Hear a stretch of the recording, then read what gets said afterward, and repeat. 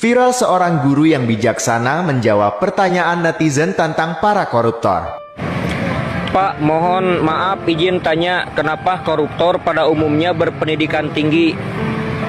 Alasan yang pertama, jabatan-jabatan strategis dan penentu kebijakan itu dihuni oleh orang-orang berpendidikan tinggi, sehingga peluang orang berpendidikan tinggi untuk korupsi jauh lebih besar daripada orang-orang yang berpendidikan rendah. Kedua, pendidikan kita belum benar-benar bisa mengajarkan soal karakter. Sampai saat ini saja, banyak sekali siswa, apalagi siswa di sekolah dasar yang tidak tahu apa itu korupsi. Mereka hanya tahu namanya, tapi tidak paham maksudnya. Banyak siswa kita yang tidak mengerti tentang perbuatan korupsi, jenis-jenis korupsi, bahayanya, dampaknya, dan konsekuensinya baik di dunia maupun di akhirat.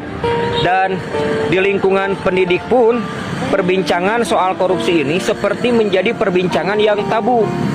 Di lingkungan saya saja, semoga tidak di tempat lain. Para pendidik sangat menghindari pembahasan soal korupsi. Bahkan saat video saya tentang korupsi viral, tidak sedikit juga rekan-rekan sesama guru yang malah menilai kalau saya ini naif, terlalu idealis, dan terkesan menjadi ancaman. Padahal pendidikan korupsi itu seharusnya menjadi pengetahuan utama.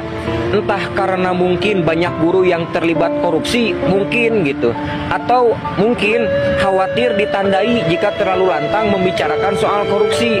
Entah siapa yang menandai, saya pun kurang paham. Dan yang ketiga, banyak orang tua yang mendoktrin anaknya bahwa dengan sekolah tinggi itu akan mendatangkan kekayaan. Sehingga saat ada orang yang selesai pendidikan tingginya, fokusnya adalah uang, kekayaan, kemapanan, walau terkadang harus melakukan berbagai cara.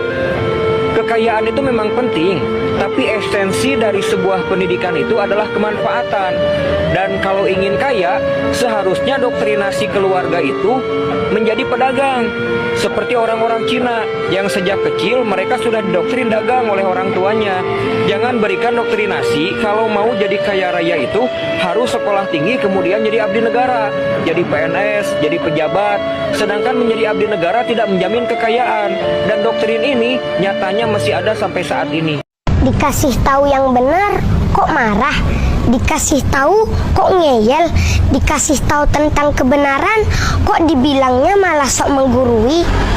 Imam Syafi'i mengatakan saat kita menyampaikan kebenaran akan ada dua reaksi berbeda. Yang pertama, orang pintar akan merenung. Yang kedua, orang bodoh akan tersinggung. Semoga kita